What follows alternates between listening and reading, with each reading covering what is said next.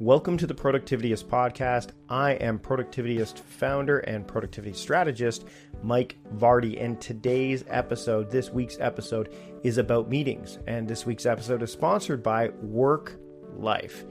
You can find them at worklife.com, and WorkLife is an online tool that helps teams have more productive meetings.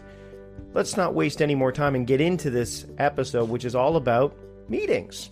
We're having a meeting, aren't we, Lee? Really? We are indeed. It's a productivityist meeting, a proper tete-a-tete. This is Lee Garrett. He also works with me over at Productivityist, and he's also at Solium Says as well. So, but we want to talk about meetings today. That's the theme of this week's episode.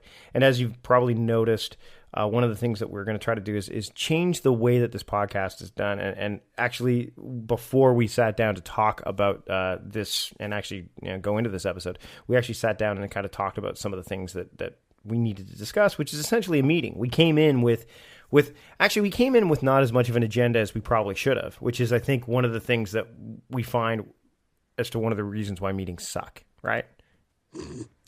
Yeah, this is what we call a dynamic agenda, I think, isn't it? In that we came in and we had sort of like 2 or 3 things we wanted to talk about, and I'm sitting here looking at an 11-point plan, I think, of stuff that we're going to go through. And again, that's why meetings suck. You come out with a hell of a lot more than what you went in with. Well, it's funny. One of the things that I've been looking at, especially because I deal with a lot of clients who are struggling with meetings, whether they're working with me one-on-one in productivityist coaching, or whether or not I do a workshop with them or doing a talk. And they're all stuck in meeting hell. They're meeting 5 days a week. All hours are covered, so they can't get into the deep focused work. And one of the studies that have come up, plenty of studies come up with similar results, but Industry Week reported this, and this is coming from Financial Post. We'll be citing these in the show notes, of course. All of the stats we'll be citing in the show notes. But 2,000 managers were surveyed, and they claimed that at least 30% of the time spent in meetings was a waste of time. And a 3M Meeting Network survey of executives found that 25 to 50% of the time people spend in meetings is wasted. And you can really see that happening when you go into a meeting and you're having a meeting. One of the big no-nos is to have a meeting just for the meeting's sake, right, Lee? Absolutely right. I mean, how often do you find yourself turning up at a meeting and not every single person in that meeting either wants to be there or knows why they're there in the first place? Yeah, one of the things I used to do when I was working at Costco is we all had a general managers meeting. And it was the worst part of and it was a Monday, which we'll talk about why Mondays aren't a good day for meetings anyways. But it was one of the worst parts of my day because first off, it broke my flow, and I had to schedule around that meeting, which was very tough considering I was working in an environment where scheduling was very important because we're doing customer service. But then also I would go to this meeting, and it would be upwards of 90 minutes to 2 hours, and I'm listening to everyone give their reports, and a lot of the stuff had no direct or even indirect impact on what my job was at that company. None. So the percentage of that meeting that had anything to do with you whatsoever was, what, 5%? Maybe? At best. And because of what we're seeing with meetings, is another study that's out there is New York Times, Lisa Belkin reported that basically the average worker only worked 3 days a week, or about an hour and a half a day. The rest of working time was wasted, with unproductive meetings heading the list of time wasters. And the thing is when you're in a meeting that sucks and wastes your time, you've had to leave and break your flow, go into this meeting, and then it takes you that much more time to gear back up into a state of flow again. Well, we can't all work from home like you, can we, sir? You're living the dream. You're living the non-meeting dream. Apart from this one, of course. This is a good one. No, we can't. And this is one of the things that I'm finding is challenging. And I want to play a little bit of a clip from Jason Fried, who works for 37 Signals, now known simply as Basecamp. And he's a big believer in the 2 things that really can be toxic to your productivity: M&Ms, as he calls them, meetings and managers. Let's listen to a clip of that. Meetings aren't work. Meetings are places to go talk about things you're supposed to be doing later. But meetings also procreate. So one meeting tends to lead to another meeting and tends to lead to another meeting. There's often too many people in the meetings, and they're very, very expensive to the organization. Companies often think of a 1-hour meeting as a 1-hour meeting, but that's not true unless there's only one person in that meeting. If there are 10 people in the meeting, it's a 10-hour meeting. It's not a 1-hour meeting. It's 10 hours of productivity taken from the rest of the organization to have this one 1-hour meeting, which probably should have been handled by 2 or 3 people talking for a few minutes. One of the things that meetings are major distractions, right? And have you ever been in a situation, Lee, where you are working on something and you know that you're going into a meeting that isn't worthwhile for you? Yeah, all the time. I'm 38 years of age now. I've been working corporately since I was 18, and I think I've been to one productive meeting in those 20 years that I've been in. It's the thing is, I don't even like the word meetings. I think there's something about that just irks me. Workshops are completely different. If I was knowing that I was going to a workshop where you've got a specific end goal that you have to achieve by the end of that, then fantastic. Workshops rule, and I absolutely love workshops. Everybody wants them. Everybody wants to get into them. Everybody knows that they're going to get something fantastic out of a workshop. But meetings, no, badly laid out, no agenda. I could sit here actually for the next half an hour and I could go through all of the reasons why every single meeting I've been to has failed one way or another. Well, the other potentially my attitude maybe going into a meeting probably doesn't help now either, because I know what it's going to be like. Well, and the other thing now, what we're seeing is, and this is again, the distractions happen within the meeting themselves. So, for example, and I mean, I've dealt with a number of clients that have done this, and even when I've gone into meetings. Even now, you're seeing people that go in with, some have pen and paper, some have laptops, some have their mobile devices. So even their attention isn't fully present. If you've got a notebook, that might be one thing. But if you're using your laptop or your phone, how do we know that you're fully present in the meeting? So not only are you wasting your own time in the meeting, but you're wasting the time of others in the meeting, agenda or otherwise. No, that's very true. One thing I did start to do as soon as I started working for myself and I started getting myself a regular client base is one of the first things I bought was my Evernote Moleskine. And the reason for that is because even though I knew that I was using on the outliner when I had my MacBook Pro in a meeting or my iPad, etc., and I knew that I was taking a proper templated set of notes that I'd be able to take actions on and delegate those actions out effectively afterwards, I always knew that the client was going to be looking at me thinking, right, is he checking his email for somebody else at the moment? Is he, checking the football scores or whatever? Or is he actually paying attention to the meeting that we're paying him to be at? So there's something to be said for meeting etiquette and, should there be some sort of a predefined set of rules before you go in to say, right, there's going to be no tech at this particular meeting. One company I was at, it was one of the last companies actually that I worked for, all tech was banned completely. Whenever you were in a meeting, there were no phones, there was no anything, it was just you there with your notebooks. It dragged on a bit, but at least everybody knew the page that they were on, and there was no, there were no sort of confusion or anything like that on that score. I thought that was quite a good thing. Well, let's talk about, we know meetings have to exist. There's no question that they do. I think the real nuts of it is how do we make them more effective and even more efficient in the process?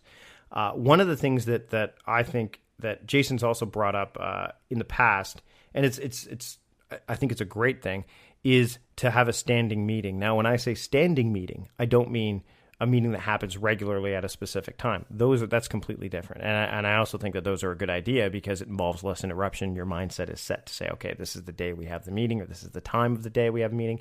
But when I say standing, stand up. Make the meetings so that you are standing up while you conduct the meeting, because first off, the energy levels changed, number one. And number two, you can only stand up for a certain period of time. These 60, 90-minute meetings, by attrition alone, should shift to that 25, 30-minute mark. Imagine. Yeah, where you can actually get focused stuff done, where you can, instead of, because no one wants to stand for an hour. So I think, have you ever been in a standing meeting, Lee, where you could say, okay, this is where, and have they been effective, or have you not had the chance to do that yet? I have been in one standing meeting. I was in one a couple of weeks ago. And the thing that I noticed that was so different is all of a sudden there was a team feeling when you were standing there in the room. If you think about the way that everybody sat at your desks when you're in a meeting, and you've got, say there's 11 of you in a meeting, you've got 11 little individual sort of blocks. So you're sat there, you've got your pad, you've got your pen, you've got maybe, your glass of water, your phone, etc. And you're in your own little sort of unit. So that's 11 different units in this room. That's not a team. That's 11 different people that maybe are talking over each other or talking, to try and get to some form of a common goal. Whereas if everybody stood, and all of a sudden you're into each other's body space that little bit more, and everything's a little bit freer, a little bit easier. All of a sudden you've got that sort of team ethos there a little bit more. It sort of tries to convey it. And, that's one of the big changes that I found with a standing meeting. It was, how can you describe it? There just felt like there was that little bit more camaraderie in there, and those individual silos were just taken away. Now, another thing that you can do, and this is going to sound counterproductive, but you can have more meetings within your company, but have fewer people at them. This is something that's been widely professed by even Jeff Bezos from Amazon. I mean, he's got the 2 pizza rule, right? Have you heard of this? Where I haven't. Yeah. So what he does is he says, if you have a meeting, never have a meeting where 2 pizzas couldn't feed the entire group. And that way, what happens is each of those departments can kind of take care of their own thing. So if you only have 2 pizzas that are coming to it, you may have a marketing meeting that only the marketing people are at. And then the stuff that comes out of that meeting gets transferred, whether it's via email or whether it's through some kind of shared document or some other tool that will allow you to kind of centralize that information a bit more. But what happens is when you do this, you actually have less people at the meeting. And what happens is also the less people or the more people that are at a meeting, the less productive a meeting will be. I mean, one of the things he's professed is that the idea that most attendees will end up agreeing with each other instead of voicing their own opinions and ideas. So this is kind of, I like this concept of having fewer people involved in a meeting because it kind of creates even more focus because you're not trying to, please or deal with multiple people. I would have loved it at Costco if it was only like the food service people that met, because then it's focused and there's some there's some relationship stuff there, as opposed to me and the guy who works in receiving, who the only thing we had in common was the stock came in, I took it away, right? You end up with the first 10 minutes of the meeting are actually reasonably productive. Your energy levels are there and you're paying attention, but you're so desperate for it to end by the end of the 90th minute that you just agree to anything. Lee, you're going to take on the whole ownership of this particular project that's going to determine the future to come. Yeah, just, yeah, it's fine. I'll take it. Just get me out of here, please. It's fine. Absolutely. So, I mean, I think that keeping those meetings limited to the certain amount of people is really, really effective. And another thing that you're going to want to do, and we talked about this already, is the time. Make sure you stick to that time. Make sure that if you're going to say this is a 30-minute meeting, don't let it go any longer than, because Parkinson's law can come into effect hard and fast with this kind of thing. Lee, I know what Parkinson's law is, but maybe can you explain it to our listeners out there for those who aren't necessarily clear on it? Yeah, absolutely. From memory, Parkinson's law basically indicates that if you've got a given period of time to be able to achieve something, even if there is a potential to get it done quicker, you won't. The job will expand to fill that particular period of time. So if you've got an hour-long meeting and you've only got maybe half an hour's worth of stuff to cover, lo and behold, you will find yourself with an hour-long meeting because you're going to fill it up with half an hour of craft. Well, and that is kind of one of the things that busy work people love. I'm sure, and this is, everyone's come across this, the manager that they've dealt with that tries to fill the time with just busy work. Whereas if you have Parkinson's law, and you don't let that happen, and you've got a scheduled period of time for meeting, you have no choice but to get focused work done. There's not going to be that fluff that shows up. There's not going to be these things where you talk about random activities that have nothing to do with it, because there's no chance of that. Now, one of the ways to accomplish this is to set a timer, is not to rely on the clock, but to rely on a timer. Because the clock, all that will do, especially if you're like us and you are more predisposed to use your task manager for tasks and your calendar for date-specific agreements and appointments. But a timer is kind of that middle piece of the puzzle, right? It's the one that says time is important in terms of the chunks of time that we're dealing with, but the time of day, really, if you're looking at your calendar and you say, okay, this meeting's supposed to end at 1:30, but I don't have anything to 3, so it can go on until then. If you've got a timer, the timer will, A, break up the flow, B, cause the disruption that you need as opposed to the distractions that could be occurring within the meeting, because those are two very different things. And then C, it allow you to get out of that meeting to wrap things up. So a timer, this is one of those instances where a timer would be really great in order to, kind of break up the monotony, which could be occurring as you get closer to that end of the meeting, right? No, that's very true. And I suppose another option may be that if you have a designated note taker or someone like that that's there to be able to take the meetings of their particular minute, then maybe give them the responsibility of being able to make sure that those timers are adhered to completely. Well, that's actually a great point. One of the things I wanted to discuss is I've come across at least one individual that surprisingly loves facilitating meetings, loves it. And I Really? said, I said, you're a rare breed. So one of the best things I ever did in my company was I brought in an experienced operator. And one of the first things that she did that was so incredibly striking was the way that she ran a meeting. Be a champion of agendas that are sent out ahead of time and hold to those agendas. I was really impressed with the strategy of getting people to create little mini like PowerPoints or presentations for their part of the agenda. So if the marketing team needed to talk about something during the meeting, during the team-wide meeting, she would actually have them lay out like a whole presentation for the entire team to get on board with. And it wasn't just that having those visuals were useful to the rest of the team, but actually going through that process causes people to be much more streamlined when they're talking about whatever topic is on their plate. That was the CEO of Tiki, Aviv Grill, talking about how they have somebody that's just there to do that thing. So what do you think if someone came up to you in your organization and said, you know what, my job is to simply facilitate this meeting. I'm an objective observer, sign an NDA, whatever you want. And if they work within the company, that's fine and dandy. But their job is simply to keep the meeting going forward. And maybe it's a position that's maybe it's someone that's assigned to within the company. Maybe it's an outside force that does this for you. But it keeps, if that person has no stake in the game other than to make sure the meeting runs smoothly, that can be really, really effective. And I think that with all of the information that is coming at us from all different directions these days, and the fact that we both have remote workers as well as in-office workers, and I honestly think that part of the reason remote working has been getting a little bit of a backlash is because they can't be present and they can't be monitored. But that doesn't mean they're getting any less done. Jason Fried actually mentions, that remote workers, when given the time, his whole talk is why the real work doesn't happen at work. Because they can get focused work done at home. So having somebody there that's kind of mandated to facilitate the meeting and make sure that it goes through, whether they may not even be the one taking minutes. They could just be the one that says, okay, let's keep the ball rolling. Absolutely. Right? And I actually would recommend that they're not, because if they are taking minutes, then their focus is on capturing everything. In this place, if they're facilitating it, their job is simply to facilitate.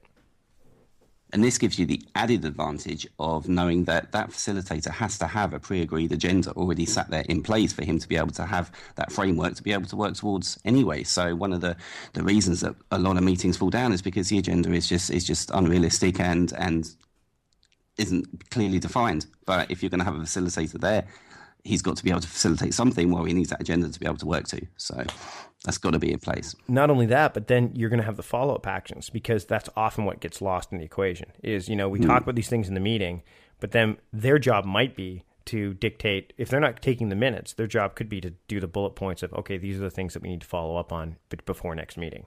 So it kind of segments it out a bit, but I think by doing that, it's like anything else. If you can break a project down into the tasks that actually exist within the project, then the project gets done better. You're not going to be skipping any steps or going through them too quickly. In this case, what you're doing is breaking down that quote unquote secretary position, which is, minute taker, and saying, okay, this person's job is to chronicle. This person's job is to, kind of bullet point and facilitate.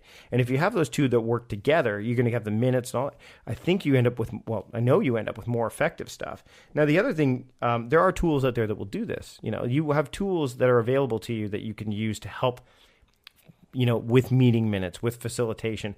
When it comes to meetings, scheduling meetings in general, and we're going to talk about like days that you should versus days that you shouldn't, tools like Doodle and Schedule Once and Calendly, nothing is worse than, especially Doodle. Doodle's really good for this, than saying, hey, when can we have a meeting? And then you have this email dance back and forth, and it just becomes a nightmare.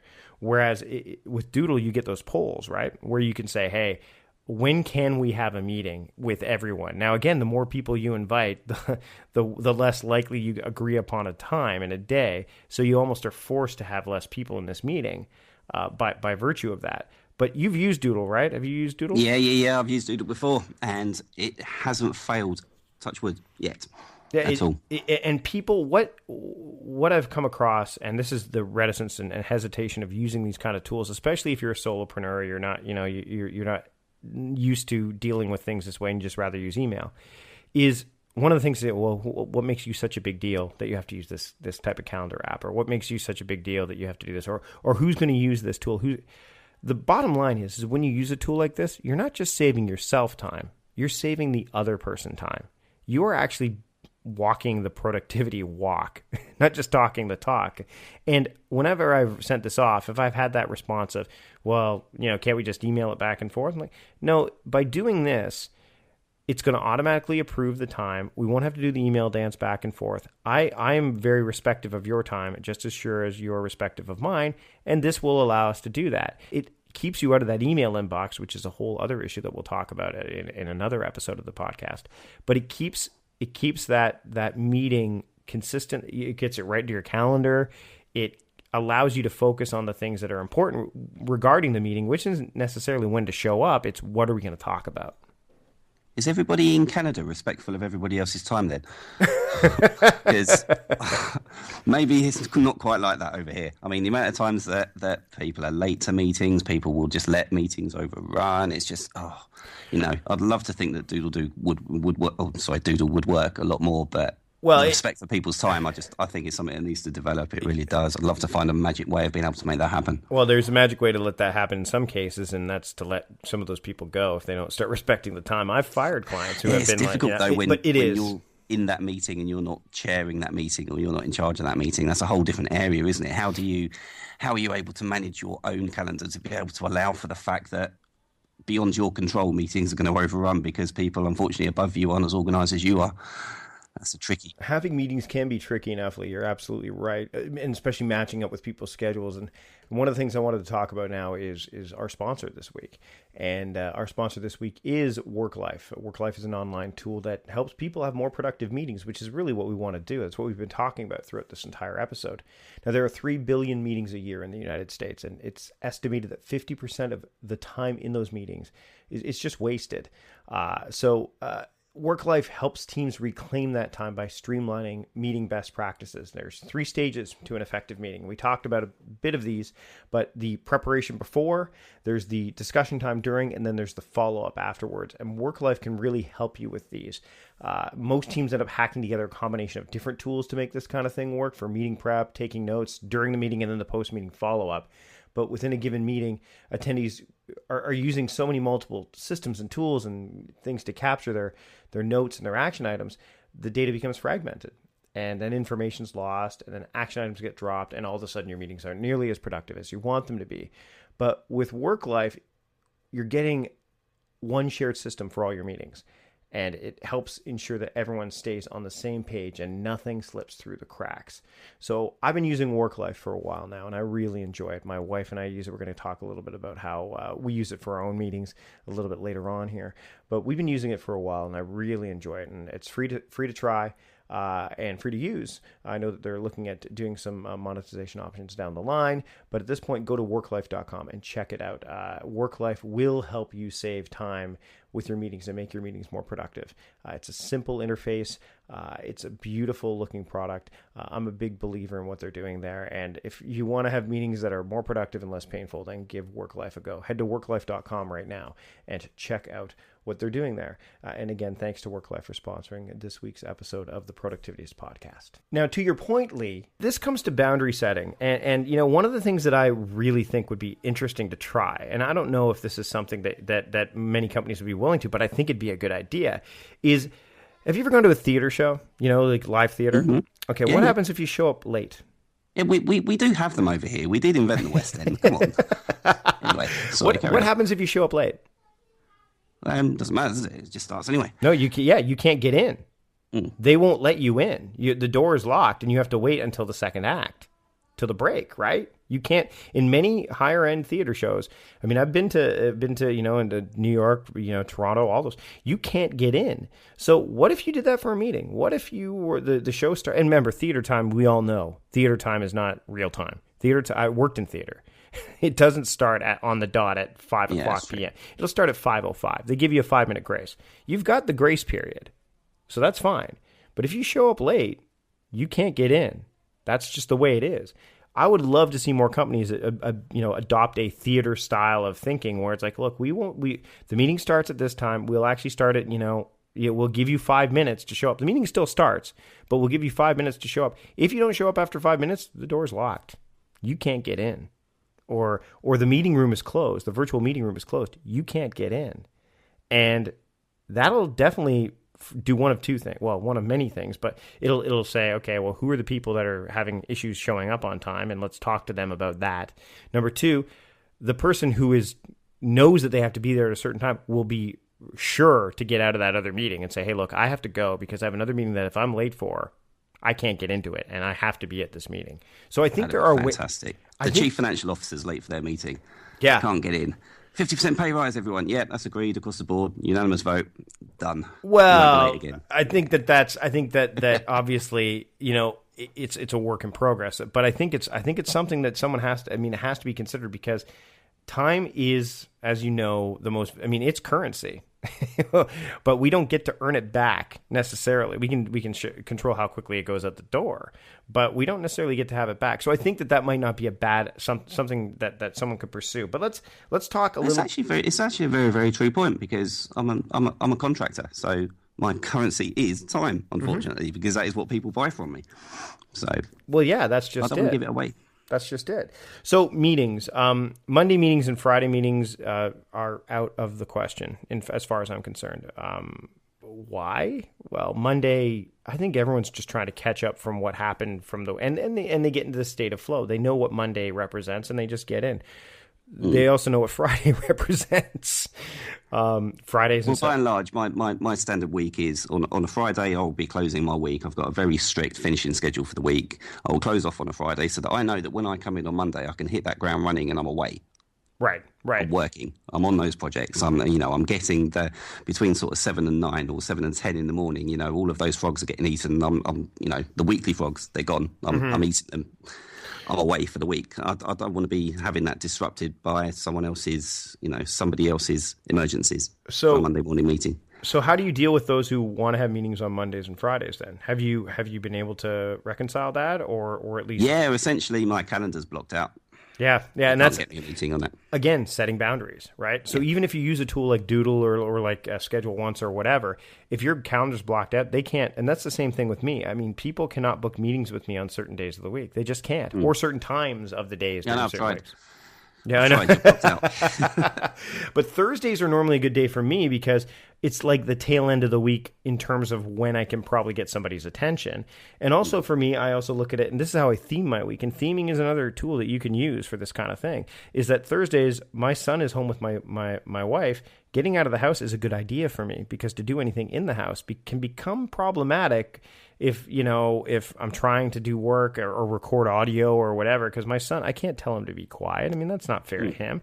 So those are days where I love to get out of the house and do stuff like that. So I think, again, setting those boundaries, saying, hey, I don't have meetings on Mondays or Fridays. And if you are in a situation where it's like we have to have that Monday meeting, a Monday status report would be far better off, which, and they've talked about this in some of these articles that we're citing here, is that you shouldn't have a meeting to do a status report. That can be done via email or via some other format. You can send off a report to your superior saying, here's where we're at, or share it you could use a shared Evernote notebook for that, and everyone can see their status reports. I mean, there are ways to do that. Meetings, if you're going to have a meeting that needs to dive in deeper for planning purposes, Tuesday, Thursday, Wednesday, those days should happen. But to have a Monday status report meeting, again, it creates anxiety for a lot of people.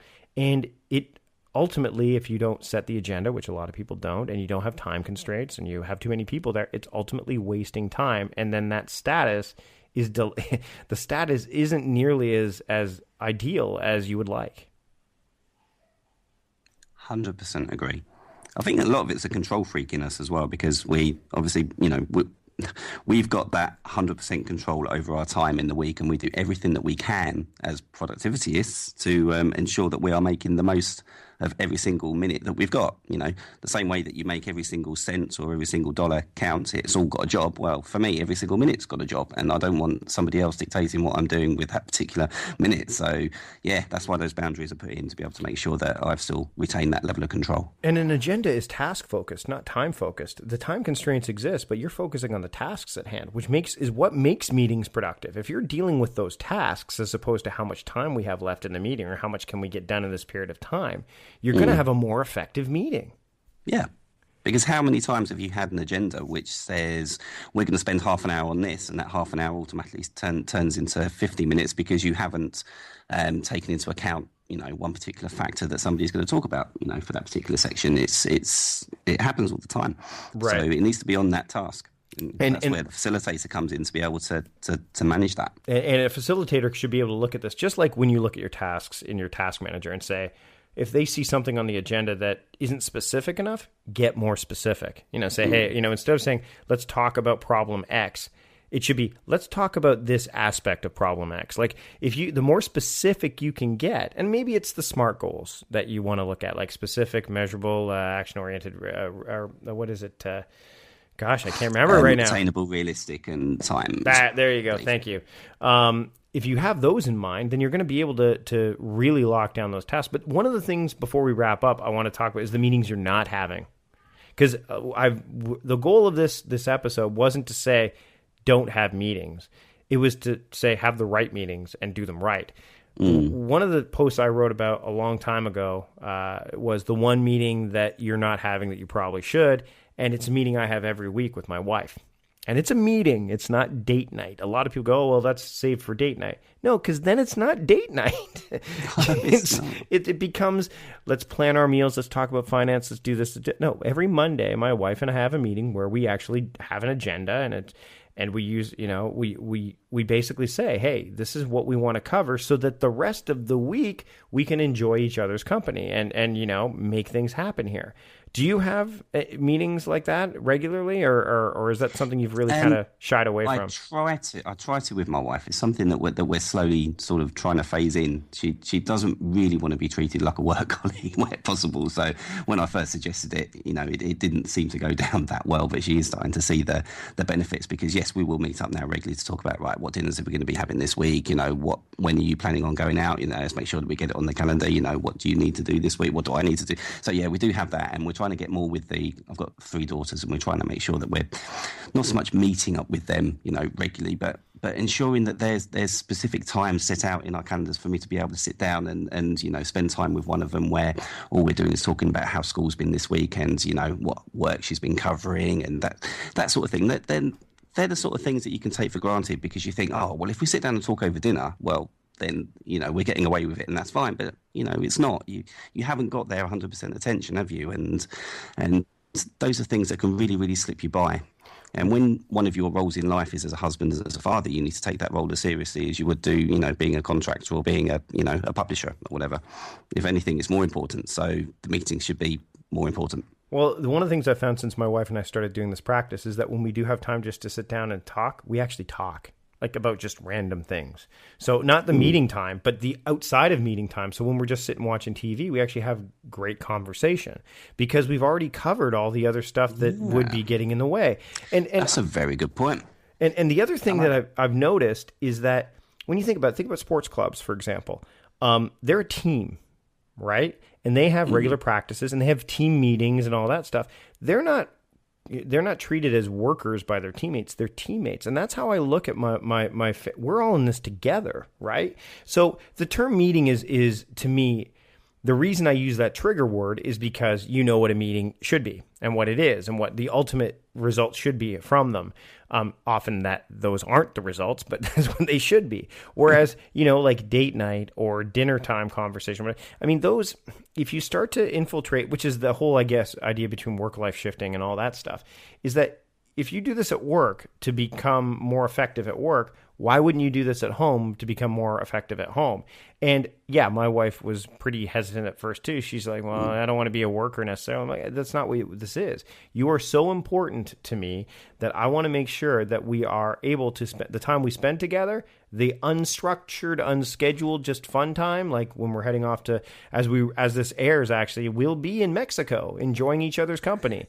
We want to be able to have those moments because those moments matter. It's but in order to have those moments, you have to do that front end work to say, okay, well, before we leave for vacation, have all the bills been paid, have all this, have all that. If we did that at random times, who knows what kind of focus we would have. But if we're doing it at a structured time, those constraints help.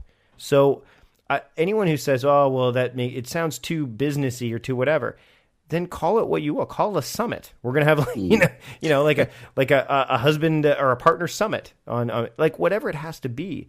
But I think these meetings, these get-togethers, these focused sessions, if you will, are critical. Again, they need to be structured in a way that they aren't time wasters, but they will help you over long-term planning, over long-term success. Because if we want to use GTD terms, you don't want to be on the runway or 10,000 feet forever. You want to hit, who are you with? You're with your partner. Those 50,000 feet goals are where you want to be.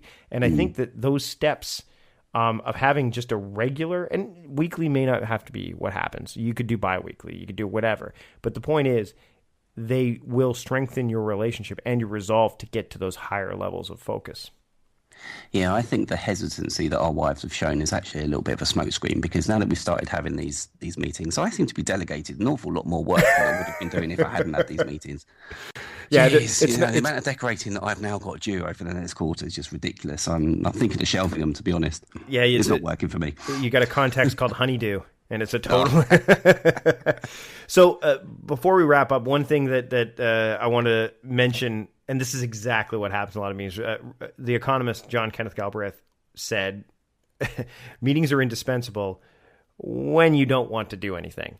And that's not what meetings have to be. If you follow some of the stuff we've talked about, some of the quotes we've cited, which we'll be putting in the show notes as well, of course, and some of the audio snippets that you've heard here, you're going to be able to make meetings matter as opposed to make them kind of get in the way. And that, if there's such a huge productivity waster, hopefully what you've heard here today, and we'll probably revisit this topic at some point in time with others. Lee and I are just one perspective. We've got other people out there. And Lee is actually going to be doing some more stuff here on the podcast as well over the course of the many months and beyond that we're doing this, because one of the things I wanted to do was I had a meeting with my headphones as I was heading to San Francisco, and heard just some of the great work that Mike Hurley's doing over at Relay.fm, and I listened to the Inquisitive podcast, his first episode of the Behind the App series, and it blew me away. So kudos to him for delivering such a great episode. And if you haven't listened to that episode yet, and you're an iOS user, it'll be especially relevant to you, but just listen to the way he's produced that thing. And that's kind of where I want to go with this podcast, and with the people that are working with me here, as well as the people that I've been able to talk to over the years and years of podcasting and blogging. I have no doubt that we can get there. And maybe I think the team at Productivity and I have to have a meeting to figure out how we can get there. What do you think, Lee? I think that could be done. I think it'll be the most efficient meeting that you're ever going to have. We should record it. And hopefully most effective. Where can people find you when you're not hanging out with me over here at Productivityist? Thank you. You can get me on Twitter at SoliumSays, at my blog, which is soliumsays.com, and I'm also a contributor and podcaster at the BritishTechNetwork.com. Thanks to everybody for listening this week. Thanks to the sponsor, WorkLife. You can find them at worklife.com. If you're trying to plan meetings and you want them to be more productive, more effective, more efficient, no matter whether for your work or for your life, WorkLife can help them make it better for both aspects of your life. Because let's face it, the reason we work is to have a better life. And, I think that using a tool like theirs is going to be very, very helpful for you. So go visit them at worklife.com. Of course, you can visit the podcast over at on iTunes. Leave a rating, leave a review. We'd love to hear from you. Comments about this show would be greatly appreciated. You can visit the blog at productivityist.com, and there's lots of other stuff to find there. And if you want to support the podcast financially, not just through a review review or a rating. You can find us over at patreon.com/productivityist, and there are lots of perks ranging from the $1 mark to the $50 per month mark.